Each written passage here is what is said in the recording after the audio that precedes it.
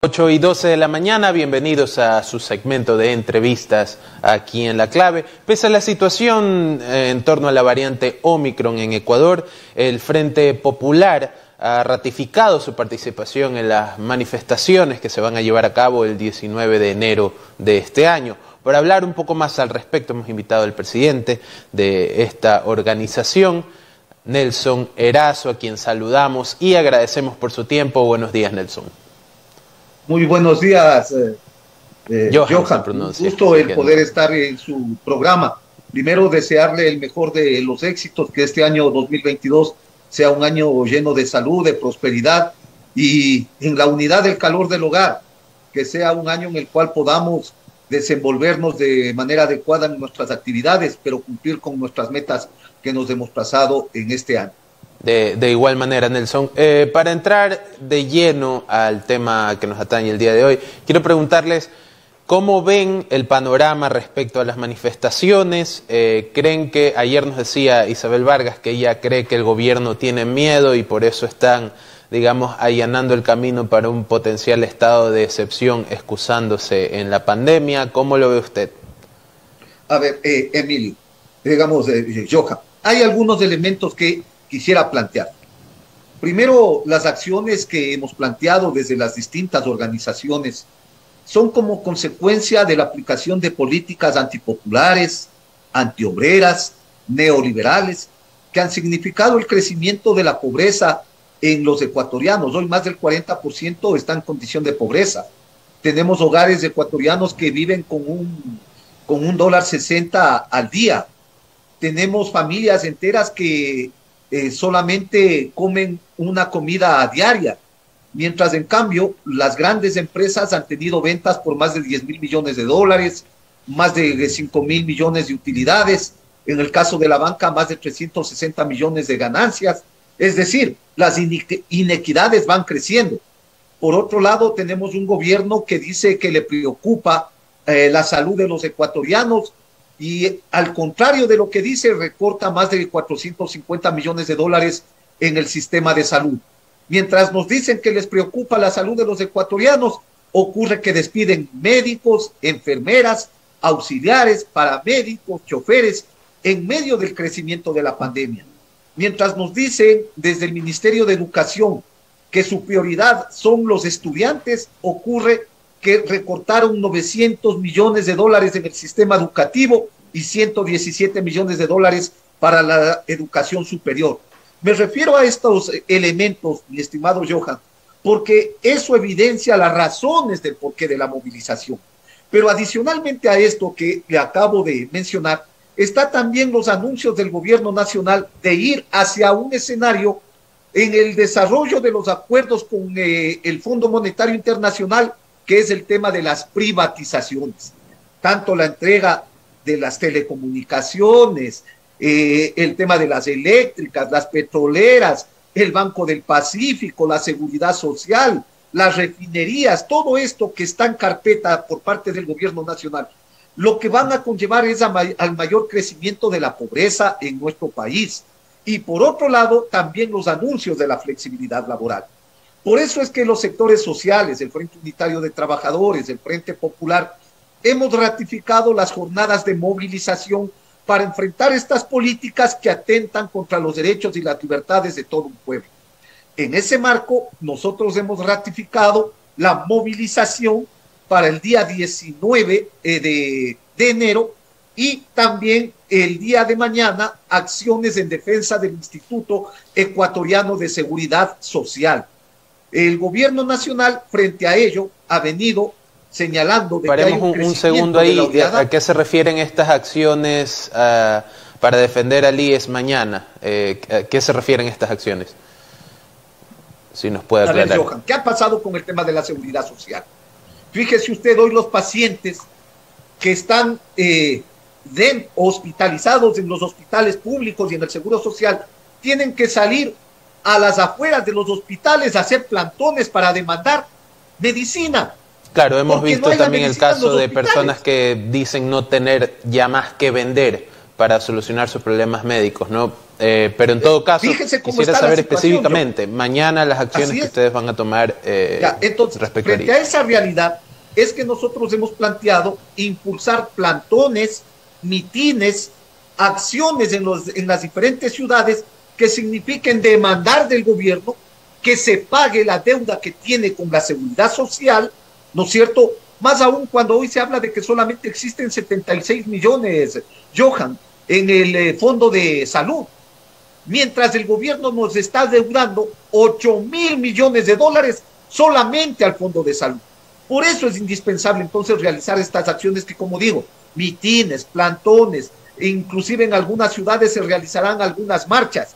Es decir, van dinamizándose las diferentes formas de protesta en nuestro país sobre la base de tomar precaución también con el tema del contagio del COVID, pero sobre todo el seguir insistiendo en acciones para defender la vida de los y las ecuatorianas. Se está dejando plantado un discurso comunicacional, al menos, primero en pequeña escala, pero cada vez se va acrecentando el rumor de que cuando pasen estas manifestaciones se le va a echar la culpa a las manifestaciones de un potencial despunte de contagios. ¿Están ustedes conscientes de esto? A ver, Johan, los trabajadores, la juventud, las mujeres, los pueblos del Ecuador han sido protagonistas en la lucha en contra de las políticas de los distintos gobiernos en medio de la pandemia. Y digo distintos gobiernos porque lo hicimos frente a Moreno y ahora lo hacemos frente a Lazo. Y en esas protestas que hemos desarrollado, siempre hemos tenido las precauciones de ir con el distanciamiento, con las mascarillas y todo el mundo con el alcohol. Eso ha establecido el hecho de que la gente no se contagie en medio de las movilizaciones. El mayor foco de contagio, mi estimado Johan, es el tema del transporte público, en donde tenemos que subirnos en los buses que van a más del 100% en las horas pico, es decir, cuando vamos a nuestros puestos de trabajo o cuando vamos de nuestros puestos de trabajo hacia nuestros hogares. Pero también está en sectores laborales en donde las empresas no han dado los implementos de bioseguridad. Y le voy a poner un caso, mi estimado Johan. Recuerde usted que habían las denuncias en el mismo hospital del IES, al igual que en los hospitales públicos, que tenían las enfermeras, los médicos, que usar mascarillas durante una semana porque no se les entregaban las que se requerían. Claro, las mismas mascarillas las tenían que reutilizar. Las mismas mascarillas, no habían los elementos de protección. Entonces, ahí es el contagio. Los trabajadores, si tomamos las precauciones necesarias, mi estimado Johan, para realizar estas movilizaciones, lo que ocurre es que el gobierno nacional busca indagar el tema del contagio a otros actores que hemos venido protestando frente a sus políticas que han atentado frente a la vida de los y las ecuatorianas. Ahora, Nelson, muchas organizaciones se han unido para esta jornada de manifestaciones.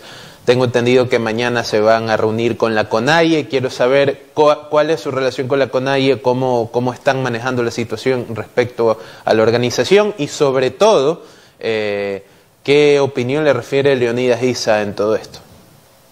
A ver, el día de hoy, Johan, nos vamos a reunir una vez más el Frente Unitario de Trabajadores y el Frente Popular para ir evaluando cómo va avanzando el tema del contagio, ¿no es cierto?, en nuestro país. Luego está planteado en los próximos días una reunión también con la CONAIE como parte del colectivo nacional para determinar cómo vamos a desarrollar las acciones, evaluar cómo está el contagio y en ese marco ir tomando las mejores decisiones. Es evidente que la CONAIE es un actor principal en la lucha social, al igual que lo es el Frente Unitario de Trabajadores y al igual que lo es también el Frente Popular. Estos tres actores fundamentales en la protesta social vamos a unificar nuestras opiniones, nuestros criterios y también nuestras decisiones para enfrentar el tema de las movilizaciones en los momentos actuales que se desarrolla el país en medio del crecimiento de la variante del Ómicron. Sin embargo, yo debo ratificar nuestra solidaridad con nuestro compañero Leonidas Issa, quien ha sido de manera sostenida atacado por parte del gobierno nacional con un discurso, al igual que lo utilizaba Correa, con un discurso de tratar de amedrentar, de atemorizar a los luchadores sociales y populares. Recuerde usted que hace años atrás tuvimos que soportar encarcelamientos, persecución, insultos del expresidente Correa. Hoy lo hace lo mismo el señor Lasso, porque su mensaje lo que busca es generar el temor en el conjunto de los luchadores sociales y populares. Es obvio que el ataque a Leonidas Issa es el ataque a la organización social, a la organización popular, es decir, al principal contradictor del gobierno. ¿Cuál es el principal contradictor del gobierno, mi estimado Johan? Es el pueblo ecuatoriano, pues. Es el pueblo que hoy se muere de hambre. Es el pueblo que hoy demanda medidas que signifiquen garantizar el derecho a salud, educación, vivienda, trabajo. Y evidentemente, en ese escenario es que Lasso busca generar el temor en los sectores populares. Pero se equivoca. Aquí estamos los luchadores sociales, aquí estamos los luchadores populares. Nosotros no tenemos plata en los paraísos fiscales, nosotros no salimos corriendo a escondernos en otros países, nosotros damos la cara y lo daremos aquí porque creemos que esa lucha que levantan los trabajadores y los pueblos es la lucha por el futuro mejor de nuestros hijos y de las familias de los ecuatorianos. El tiempo es muy corto, Nelson, entonces le hago una última pregunta. El presidente de la Unión General de Trabajadores, José Villavicencio, ha mencionado que este año, 2022, va a ser un año de resistencia. Quisiera saber si usted también lo ve así para ir cerrando esta entrevista. ¿Es este año uno de resistencia? Es decir, vamos a tener más de una manifestación, vamos a tener a los grupos sociales en las calles permanentemente.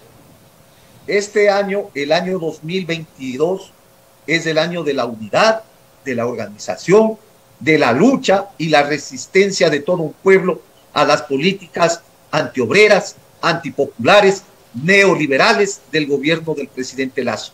Este año será un año de constante lucha de los actores sociales para defender el derecho al trabajo, el derecho a la vida, el derecho a la educación y el derecho a la seguridad social. Tengan la plena seguridad que los distintos actores sociales que hoy estamos enfrentando las políticas neoliberales, lo haremos como siempre lo hemos hecho, con la firmeza, con la consecuencia para todo un pueblo, pero sobre todo con la unidad y la organización que nos caracteriza. Por eso creemos evidentemente que lo que arrancará en los próximos días irá creciendo en medio de la protesta social si el gobierno persiste en privatizar, en eliminar derechos de los trabajadores y en continuar afirmando sus políticas neoliberales en favor de pocos y en perjuicio de la gran mayoría. 8:26 de la mañana, le agradecemos a Nelson Erazo por estar acá y queda abierta la invitación para una próxima ocasión. Gracias, Johan, un gusto como siempre, muy amables.